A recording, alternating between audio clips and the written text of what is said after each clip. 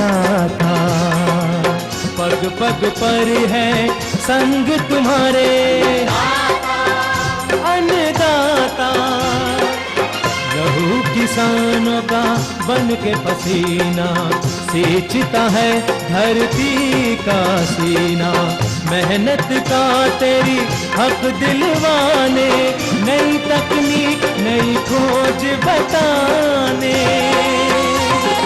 पशुधन को गुणवान बनाना, पौध सुरक्षा को सिखलाना, खेती के सब गुर समझाने, भारत का सरताज बनाने।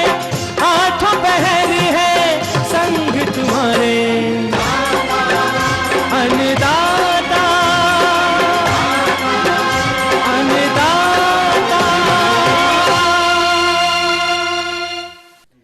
नमस्कार, मैं कात्यायनी चतुर्वेदी और आप देख रहे हैं हमारी खास पेशकश अन्नदाता। आप सभी का स्वागत करती हूँ हमारी खास पेशकश में। हर रोज की तरह कार्यक्रम में लेकर आई हूँ खेती बाड़ी से जुड़ी हुई बहुत सारी लाभकारी जानकारियां। तो चलिए सबसे पहले देखते हैं क्या है विशेष आज के कार्यक्रम में आपके लिए। अच्छे लाभ के लिए गृहवाटिका एवं टेरेस गार्डन में कैसे करें प्रबंधन। समेकित कृषि प्रणाली कम समय में अच्छी आय का साधन।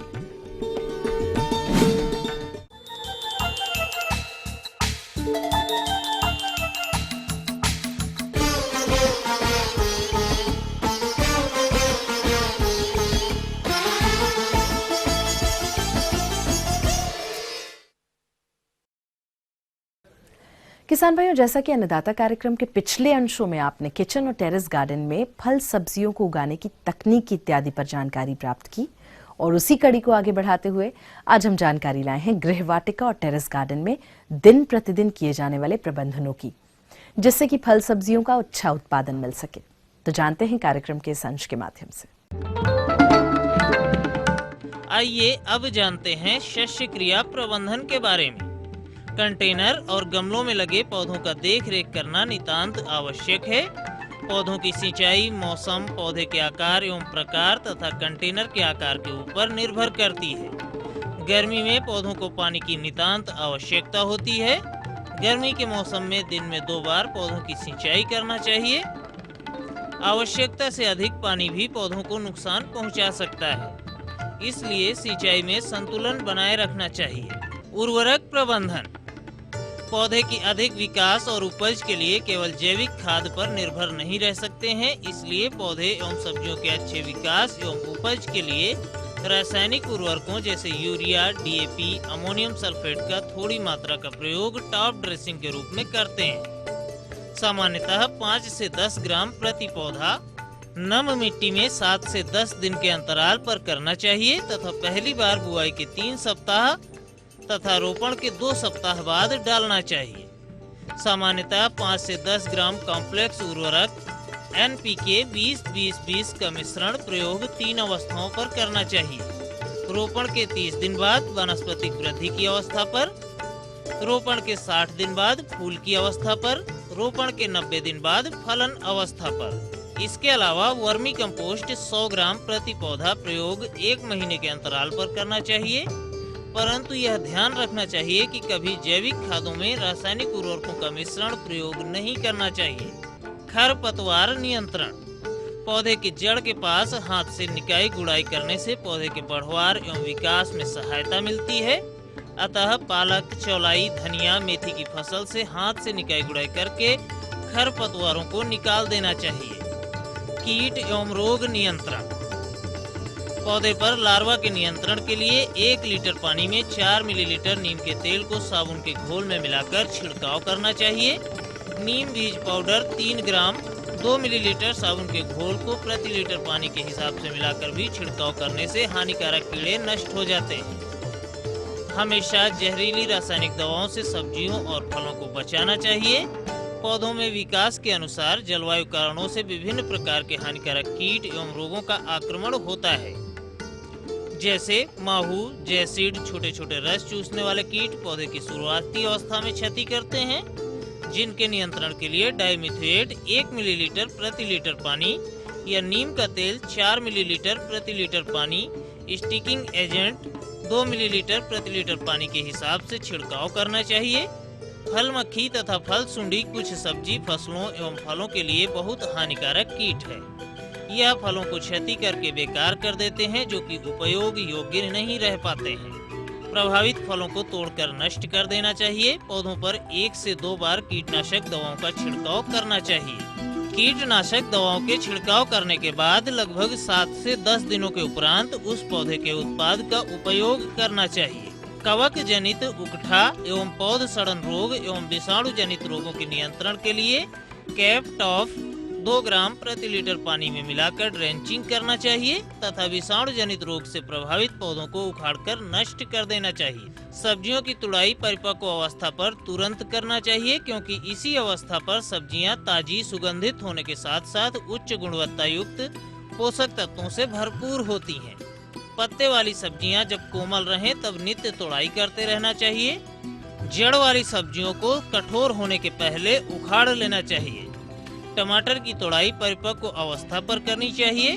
भिंडी एवं बैंगन की तुड़ाई पूरे आकार धारण कर लेने पर और वह कोमल रहे उसी समय करनी चाहिए। तुड़ाई के बाद क्रियाकलाप: जब सब्जियों की अंतिम तुड़ाई या कटाई पूरी हो जाए तब कंटेनर से पॉलीथीन मिट्टी निकालकर खुले में मिट्टियों की गुड़ाई करके मिट्टी को तोड़ देना चाहिए। 15 दिन के बाद जैविक खाद को मिट्टी में मिलाकर पुनः कंटेनर एवं पॉलीथीन में भर देना चाहिए।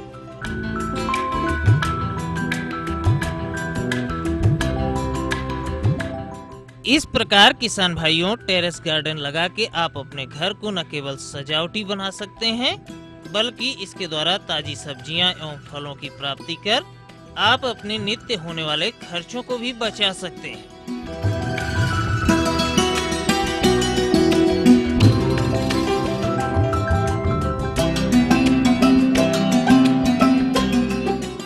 तो ये थी कुछ उपयोगी जानकारियां। यहाँ पर एक छोटे से ब्रेक के लिए रुकेंगे, जल्द लौटेंगे। कार्यक्रम में आगे है महत्वपूर्ण जानकारियां, बने रहिए हमारे साथ।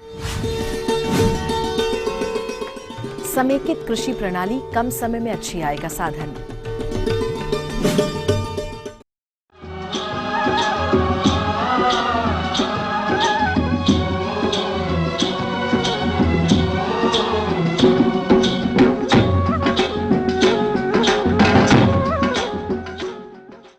ब्रेक के बाद आपका एक बार फिर से बहुत स्वागत है अन्नदाता कार्यक्रम में। और चलिए अब बढ़ते हैं अपनी अगली प्रस्तुति की ओर।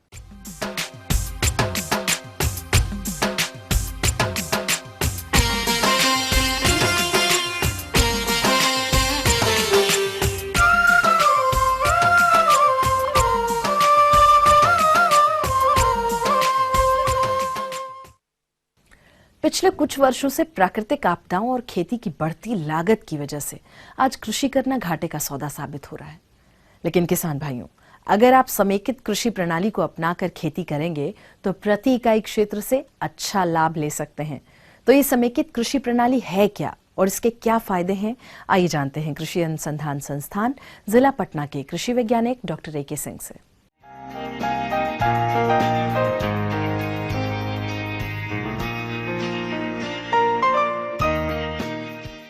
समेकित कृषि प्रणाली। किसान भाइयों, प्राकृतिक आपदाओं और सीमित कृषि संसाधनों के कारण आज किसान खेती से दूर होता जा रहा है।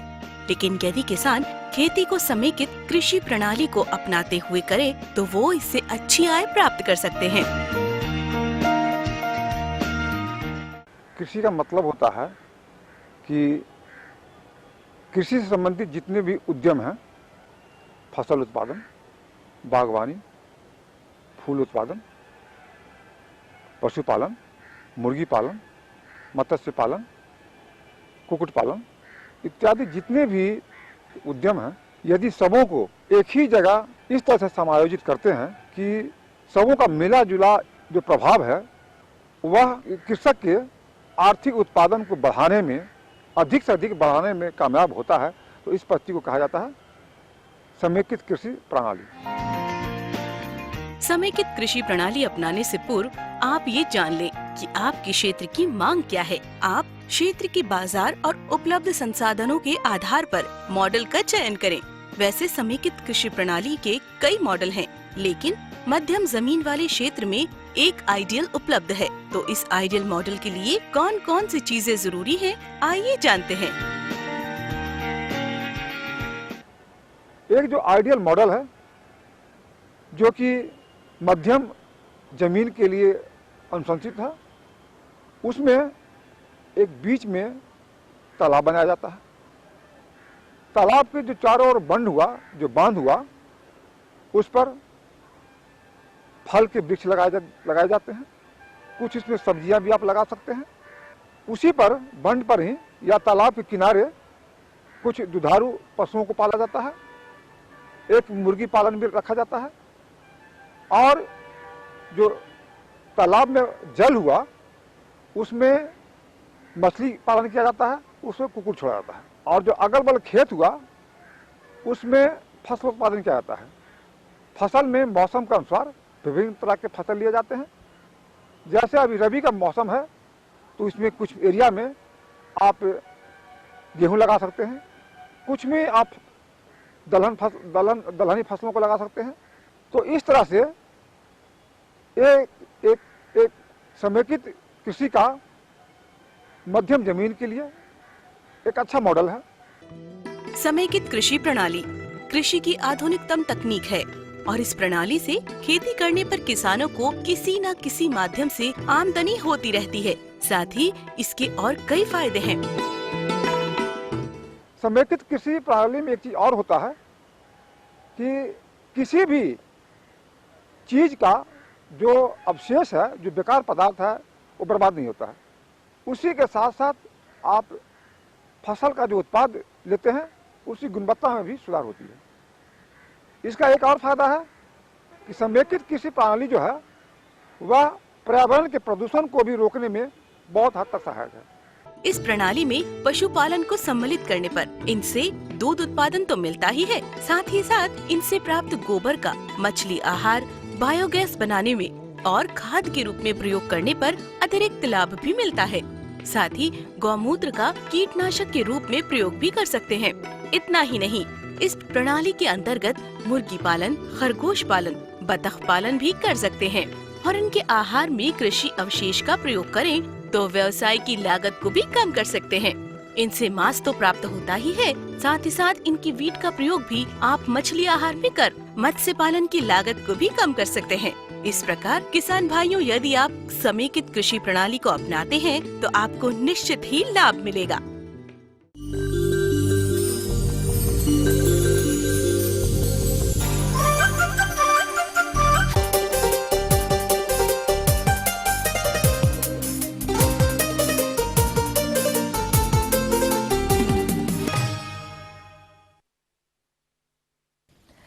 प्रदेश में इन दिनों मटर की फसल पुष्पन और फली बनने की अवस्था में है और फसल की इस अवस्था पर कुछ हानिकारक रोगों का प्रकोप होता है, जो कि इसकी उपज में भारी गिरावट लाते हैं। तो किसान भाइयों, इन रोगों की पहचान कर आप इनकी रोकथाम कैसे करेंगे, इस पर सुझाव दे रहे हैं जिला दुमका के कृषि विशेषज्ञ डॉक्टर देवेश कुमार। जो अर्ली लगाए हैं, जो आगात में लगाए हैं, उनका मटर अभी फल दे रहा है। जो थोड़ा सा विलम्ब में लगाए हैं, उसका अभी फूल के स्टेज में मटर है। किसान भाई की जान लें, अभी इस अवस्था में कई ऐसे बीमारी हैं जो मटर में देखने को मिलता है। सबसे पहले मटर में एक पॉल्डी मिल्ड्यू नामक एक रोग है, जो कि पत्ती के निचले भाग में उजला पाउडर के माने समान उसमें सटे रहते हैं और मटर के जो पॉड और टेंड्रिल सभी भाग में वो उजले जो स्पोर होते हैं फफूंद के, वो लग जाते हैं और पत्ते सिविल होने लगते हैं, उसके बढ़वार रुक जाते हैं, फूल नहीं लगते हैं। ये सारे लक्षण देखने के बाद आप ध्यान में रखें कि सबसे पहले जो सल्फर फंजीसाइड है, इसका 2 ग्राम प्रति लीटर पानी में आप घोल बना लें और फसल के ऊपर आप स्प्रे करेंगे तो आपका अच्छा होगा। इसमें विलंब से बुआई नहीं करना है और अनुशंसित प्रभेद लगाना है और जो अनुशंसित दूरी होता है मटर का, वो आपको मेंटेन करना है। किसान भाइयों, मटर की फसल में फ्यूजेरियम विल्ट रोग भी लगता है, जिसे उकठा रोग भी कहते हैं। यह फफूंद जनित रोग है। इस रोग का प्रकोप मृदा में नमी अधिक होने पर होता है। तथा रोग से ग्रसित पौधों की जड़ें सड़ जाती हैं और पौधा मुरझाकर सूख जाता है और आपका पूरा फसल नष्ट हो जाएगा। तो इससे निजात पाने के लिए आप बेविस्टिन 1.5 से 2 ग्राम प्रति लीटर पानी में घोल बनाकर आप इसका स्प्रे करें, तो आपका ये जो रोगों का बढ़वार है फैलने से रुकेगा। और अनुशंसित प्रभेद लगाएं, और यदि उस फील्ड में 1 साल यदि लगा है तो कोशिश ये होना चाहिए कि मटर फिर ना लें, कोई दूसरा उस फील्ड में गेहूं का खेती कर लें या तेलहन का खेती कर लें।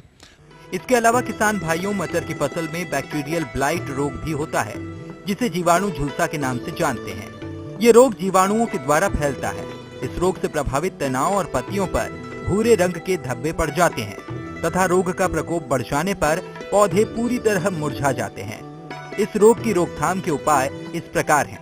तो इसमें भी क्रॉप रोटेशन की जरूरत पड़ती है, और आप स्टेप्टोसाइक्लिन 1 ग्राम को लगभग 4 से 5 लीटर पानी में आप मिलाएंगे और उसमें 5 लीटर पानी में फिर 5 ग्राम बेविस्टिन मिलाकर डाल देंगे, तो आपका ये रोग बढ़ने से रुकेगा, आपका उत्पादन अधिक होगा, फूल अधिक लगेंगे, और फूल लगेंगे तो फल निश्चित रूप से आएगा।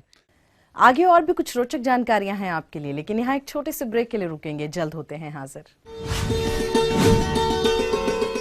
कृषि मौसम पूर्वानुमान रिपोर्ट के आधार पर किसानों को सलाह।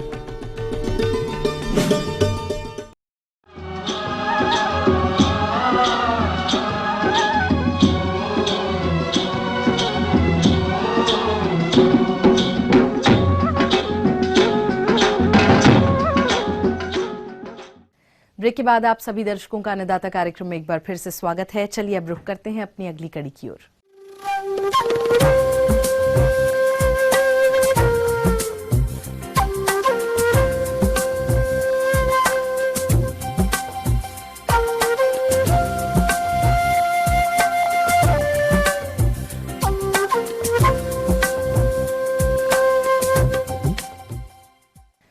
तो किसान भाइयों, मौसम के अनुसार प्रबंधनों पर टिकी होती है आपकी खेती बाड़ी, और इसीलिए मौसम पूर्वानुमान और उस पर आधारित साप्ताहिक कृषि सलाह इस प्रकार है। भारत मौसम विभाग, ग्रामीण कृषि मौसम सेवा, बिरसा कृषि विश्वविद्यालय रांची तथा राजेंद्र कृषि विश्वविद्यालय पूसा, समस्तीपुर द्वारा भेजे गए मौसम पूर्वानुमान के आधार पर किसान भाइयों को सलाह दी जाती है कि सरसों में सफेद रतुआ यानी व्हाइट रस्ट रोग की निगरानी करें तथा प्रकोप दिखाई देने पर मैनकोजेब 2 ग्राम दवा प्रति लीटर पानी में घोलकर छिड़काव करें। गेहूं की फसल में उगने वाले सभी प्रकार के खरपतवारों के नियंत्रण के लिए बुआई के 30 से 35 दिन बाद सल्फोसल्फ्यूरान 33 ग्राम प्रति हेक्टेयर एवं मैट सल्फ्यूरान 20 ग्राम प्रति हेक्टेयर दवा 500 लीटर पानी में घोलकर खड़ी फसल में छिड़काव करें। ध्यान रहे कि छिड़काव के वक्त खेत में पर्याप्त नमी हो। गेहूं की फसल जो कि 40 से 45 दिनों की हो गई हो, उसमें दूसरी सिंचाई कर 30 किलोग्राम यूरिया प्रति हेक्टेयर की दर से प्रयोग करें। मक्का की फसल जो कि 50 से 55 दिन की हो गई हो, उसमें सिंचाई कर 40 किलोग्राम यूरिया प्रति हेक्टेयर की दर से प्रयोग करें तथा मिट्टी चढ़ाएं। सब्जियों में निकाई गुड़ाई एवं आवश्यकता अनुसार सिंचाई करें। दुधारू पशुओं के रखरखाव एवं खान पान पर विशेष ध्यान दें। पशुओं को रात में खुले स्थान पर नहीं बांधें तथा पशुओं के बैठने की जगह पर सूखी घास या राख का उपयोग करें।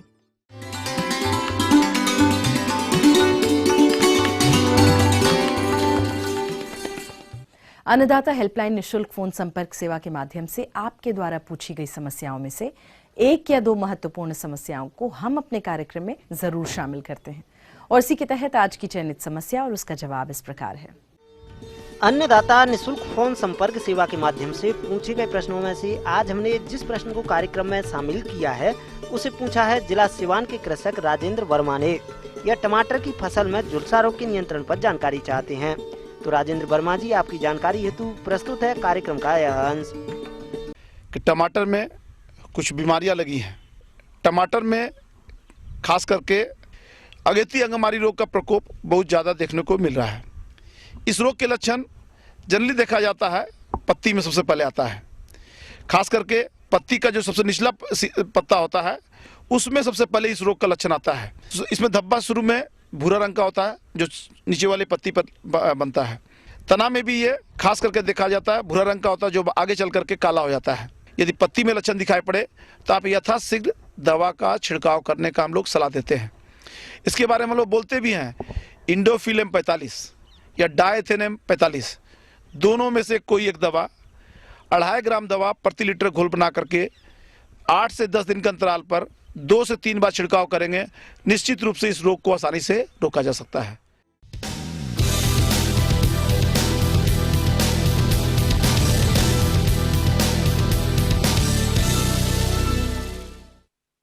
तो राज्य की विभिन्न मंडियों में कृषि उत्पादों के चढ़ते उतरते बाजार भाव की संक्षिप्त जानकारी इस प्रकार है।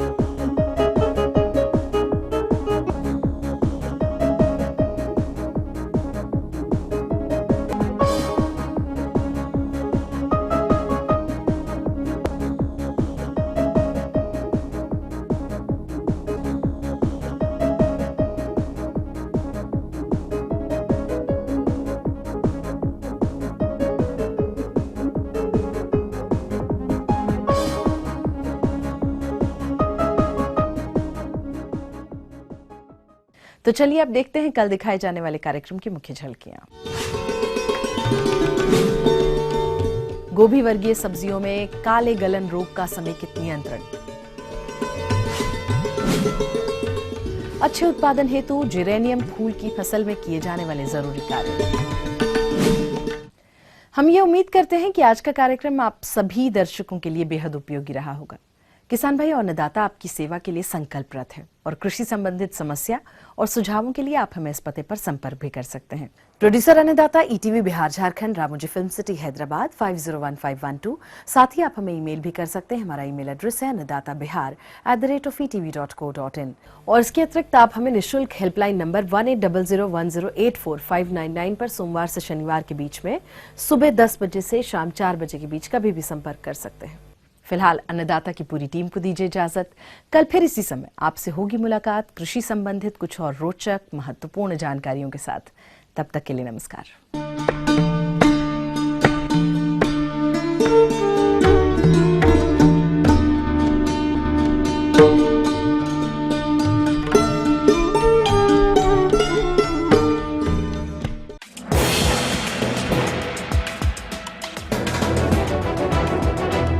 आप देख रहे हैं ETV न्यूज बिहार झारखंड, खबर ही जीवन है।